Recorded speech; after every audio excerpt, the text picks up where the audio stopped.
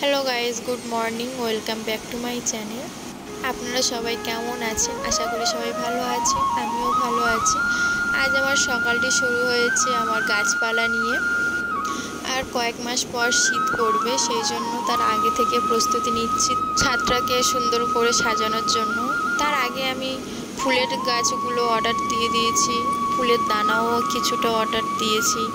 এগুলো আমি শীতের সময় বসাবো, আগে থেকে কিনে রেখে দিয়েছি। তখন আমার এক্সাম চলবে, সেই জন্য কিনতে পারবো না, অর্ডার দিতে পারবো না, তো ওই জন্য আমি দানাগুলো কিনে নিয়েছি। এদিকে দেখতে পাচ্ছেন আমার বিভিন্ন রকম ফুলের দানা চলে এসেছে। এদিকে সব দানার উপরে নাম লেখা আছে, ডালিয়া, মেরিগোল্ড, আরও বিভিন্ন রকম ফুলের নাম আছে। আমি তারপরে চলে আসি আমাদের ছাদের উপরে কিছুটা ফুল ফুটেছে। যেসব গাছে ফুল ফুটেছে আমি দেখাবো আপনাদের। এদিকে এটা ফুলটা ফুটেছে, খুব সুন্দর দেখাচ্ছিলো। এদিকে মাধবীলতাও অনেকগুলো ফুটেছিল। এর আগের ভিডিওতে আমি দিয়েছিলাম মাধবীলতা ফুলে। এদিকে এই ফুলটার নাম আমি জানি না, কাগজ ফুলটা সাদা কালারের, এটা সবাই জানেন। এটা লাল ফুলটা তো আমি নামটা জানি না, বলতে পারছি না এই ফুলের নাম কি।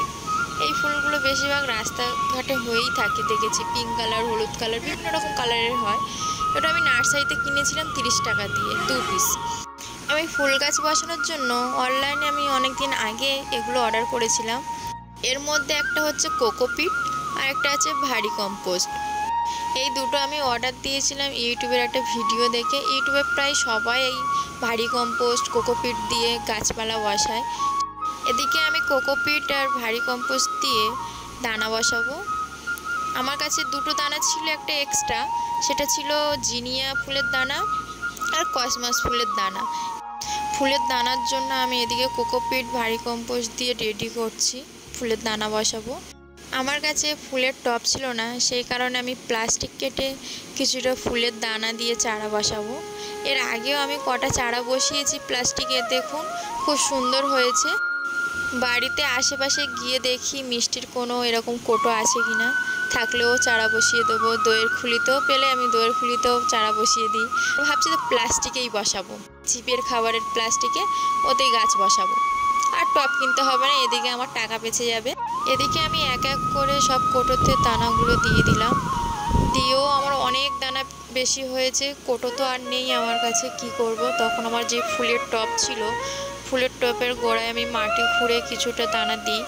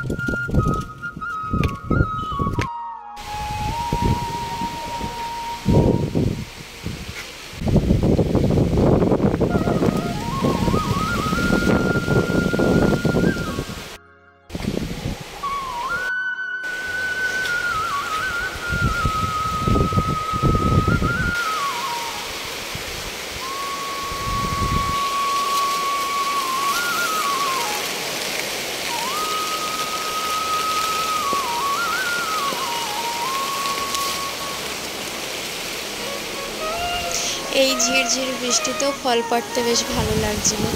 এই ঝিরঝিরি বৃষ্টিতে আমার মা বেশ ভালো একটা কাজ করেছে, মুরগি পাখি ধরেছে, দুটো ছানাও ধরেছে তার সাথে, মানে পুরো ফ্যামিলিটাই ধরেছে, দুটো মুরগি পাখি আর দুটো বাচ্চা। আমার ভিডিওটি ভালো লাগলে লাইক কমেন্ট শেয়ার করতে ভুলবেন না। টাটা।